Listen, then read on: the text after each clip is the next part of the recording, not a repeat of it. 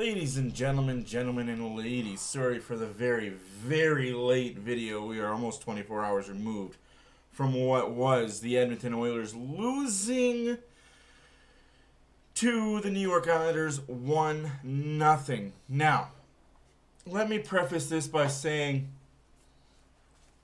Connor Ingram, hell of a match. Hell of an outing. You weren't tested very much. But I will say this. When you were tested, shining light, making saves.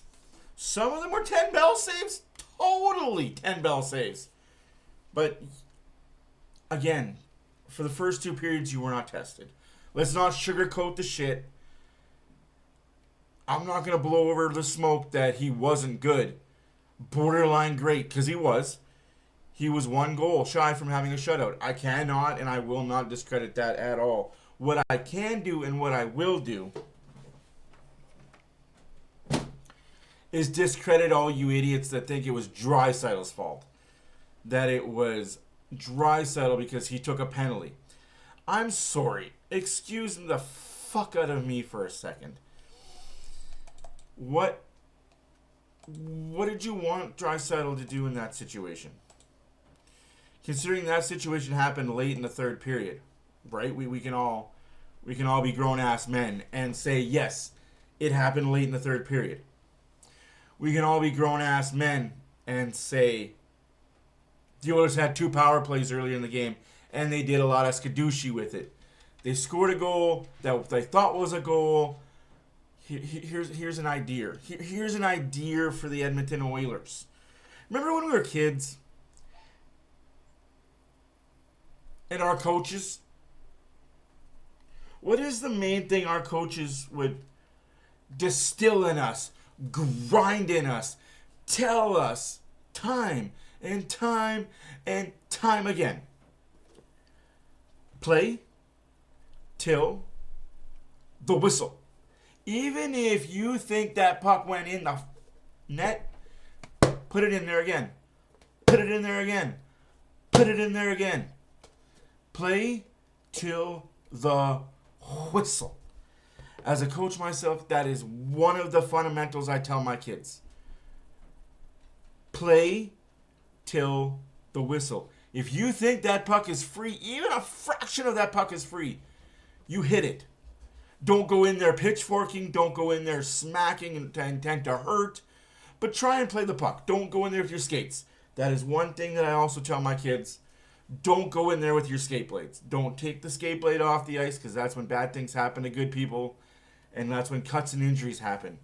If you think the puck is free, play to the whistle. If you think you scored a goal or got a goal scored on you, play to the whistle. I can't tell you how many times this happened to me when I was a coach, where we thought we got scored on. Our goalie didn't react, and we played to the whistle to the point where we were down on their end. Like, down in their end, and we scored a goal. Thankfully, there's no video review in minor hockey. But yeah, there have been times where, as a referee even, there's times where we go to the half circle, the two referee, me and the other guy, and we're like, I didn't get a good angle. Did you get a good angle? I didn't get a good angle of it going across the line. All right, face off dot, left circle, right circle. That is why, as the referees, I know the game happens quick, but as the Oilers, play to the whistle. If you think that puck went in, get the puck, put it in the net again. Leave no doubt. For this, I do blame the power play, and I do blame the five guys on the ice for the power play. You're up 1-0.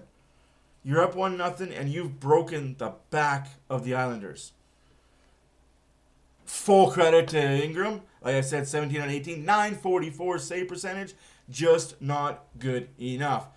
Anthony Duclair on the power play. I get what you guys are mad at with the Draisaitl situation. I understand why you may think Draisaitl